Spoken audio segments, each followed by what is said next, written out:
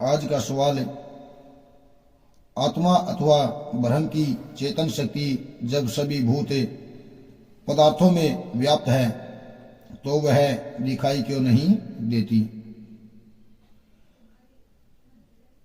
अगर आत्मा ब्रह्म परमात्मा सभी में व्याप्त है, कण कण में व्याप्त है, तो वह दिखाई क्यों नहीं देता?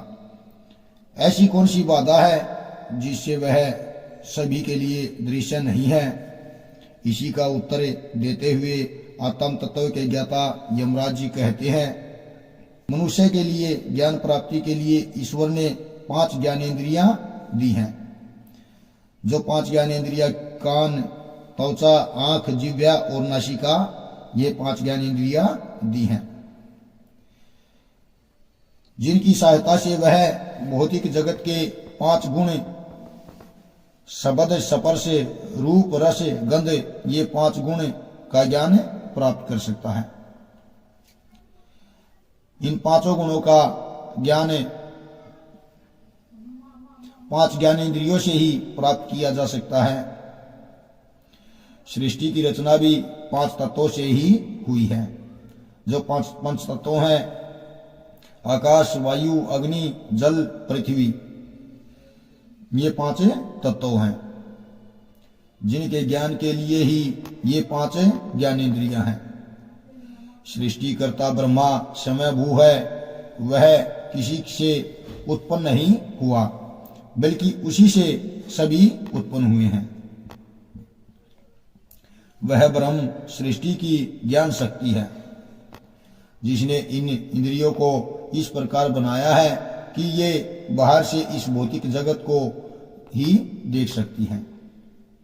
जो ज्ञान इंद्रियां 5 इंद्रियां हैं, ये बाहर से इस जगत को देख सकती हैं तथा इसी का अनुभव कर सकती हैं। ये समय की अंतरात्मा में स्थित उस चेतन आत्मा को नहीं देख सकती, जो क्योंकि वह आत्मा ही दृश्य शक्ति है,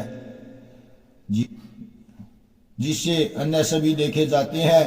आत्मा के अतिरिक्त अन्य सभी जड़ प्रकृति है, जिसमें दृश्य शक्ति नहीं है, इसलिए यह जड़ चेतन को कैसे देख सकता है? इसलिए आत्मा को किसी भी साधन से नहीं देखा जा सकता।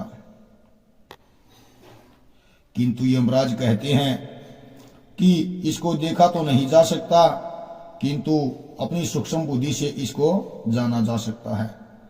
आत्मा को महसूस किया जा सकता है, इसका अनुभव किया जा सकता है।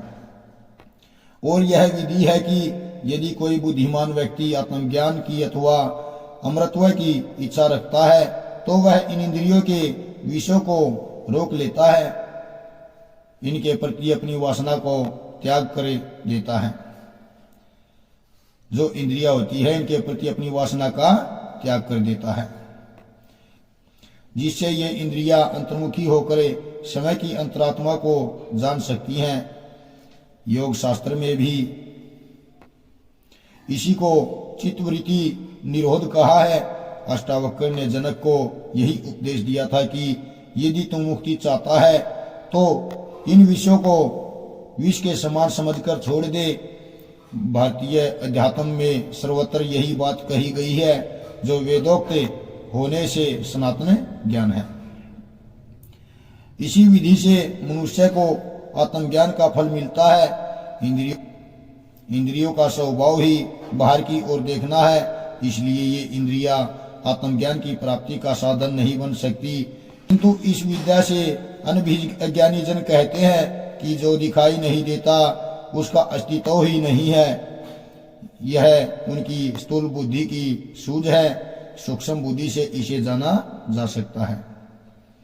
वैज्ञानिकों ने इसे जाना भी है, जिससे वे ही इसका प्रमाण है कि अपनी अंतर्बुद्धि से अपनी अंतरात्मा को देखा जा सकता है, सूक्ष्म बुद्धि से ही इसको महसूस किया जा सकता है। जय सिया राम।